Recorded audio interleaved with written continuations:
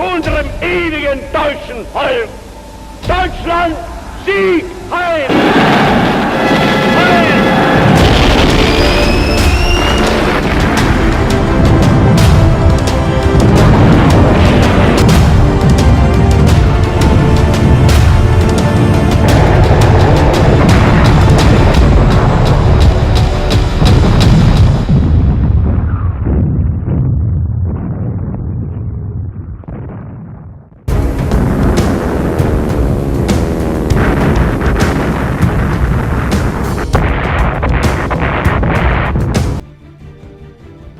Sejarah pemberontakan pembela tanah air atau lebih dikenal dengan sebutan PETA di Blitar, Jawa Timur terjadi pada masa akhir pendudukan Jepang atau beberapa bulan sebelum kemerdekaan Indonesia.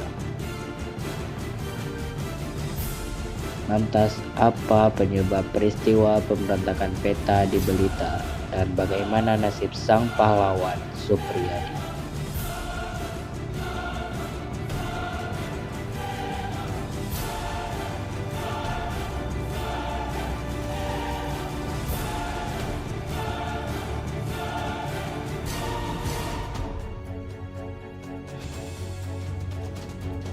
Tentara Sukarela Pembela Tanah Air atau PETA dibentuk pada 3 Oktober 1943. Pembentukan PETA sebenarnya merupakan usulan dari pihak Indonesia, dilansir dari buku Api Sejarah Jilid 2 tahun 2006 yang disusun oleh Ahmad Masyur Suryanegara. Keinginan membentuk PETA didukung penuh oleh Gatot Mangkubraja. Pemberontakan PETA di Blitar yang mencapai puncaknya pada 14 Februari 1945 dipelopori oleh Suprijadi. Ia adalah anggota PETA berpangkat Sodanco. Dibentuknya PETA justru telah menghadirkan semangat nasionalisme dan sikap patriot di antara pemuda Indonesia, termasuk Suprijadi. Suprijadi merasa resah dengan nasib rakyat Indonesia di bawah pendudukan pemerintah Jepang. Banyak orang yang dijadikan pekerja paksa, dibebani pajak tinggi, bahkan dirampas hasil pertaniannya. Perlakuan tentara Jepang terhadap kaum perempuan Indonesia juga menjadi alasan kebencian Suprijadi terhadap bangsa penjajah itu. Di dalam PETA sendiri juga muncul perlakuan diskriminasi. Prajurit pribumi atau orang Indonesia diwajibkan memberi hormat kepada tentara Jepang, sekalipun orang Jepang itu berpangkat lebih rendah. Lantaran berbagai hal itulah Suprijadi kemudian menghimpun pasukannya dan merencanakan perlawanan terhadap Jepang. Tanggal 14 Februari 1945 di Blitar yang menjadi tempat penugasan Suprijadi. Aksi pemberontakan atau perlawanan PETA terhadap Jepang dilakukan. Beberapa tentara Jepang tewas akibat gerakan ini. Pasukan PETA pimpinan Suprijadi juga berhasil membawa banyak perlengkapan dan logistik termasuk persenjataan. Sayangnya, Jepang langsung bertindak cepat yang membuat Suprijadi gagal menggerakkan kesatuan lain untuk ikut bergabung dengannya. Jepang mengirim pasukan untuk memburu Suprijadi dan para pengikutnya.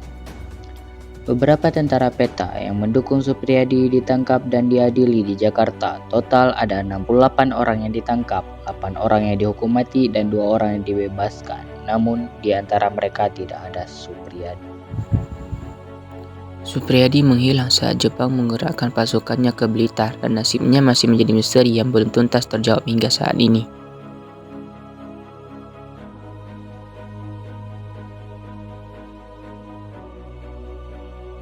Beberapa versi kemudian muncul. Ada yang menyebut bahwa Suprijadi gugur dalam pertempuran melawan Jepang. Ada pula yang memperkirakan Suprijadi tewas diterkam binatang buas di hutan dalam pelariannya. Namun ada juga yang mengatakan bahwa Suprijadi bersembunyi dari Jepang dan tidak pernah ditemukan. Rekan seperjuangan Suprijadi, Kemal Idris, dalam autobiografinya bertajuk Kemal Idris bertarung dalam Revolusi 1997 yang ditulis oleh Rosihan Anwar, masih mengingat masa-masa tersebut. Pada peristiwa yang tragis itu saya ingat dengan teman saya Suprijadi. Dia menghilang tak tentu rimbanya. Saya kira dia dibunuh oleh Jepang, tulis Kemal Idris. Artikel yang ditulis Mayor Subarjo dalam majalah Vidya Yuda 1971 juga memperkirakan hal yang sama terkait nasib Supriyadi. Dikabarkan bahwa Supriyadi mengembuskan nafas terakhir di Gunung Wilis, ditembak oleh satu regu tentara Jepang. Namun, Supriyadi ternyata tidak pernah muncul lagi. Pada 20 Oktober 1945, posisinya digantikan oleh Imam Muhammad Suliyokusumo sebagai Menteri AD Interim. Pemerintahan RI kemudian menetapkan Supriyadi sebagai pahlawan nasional. ご覧いただきありがとうございます。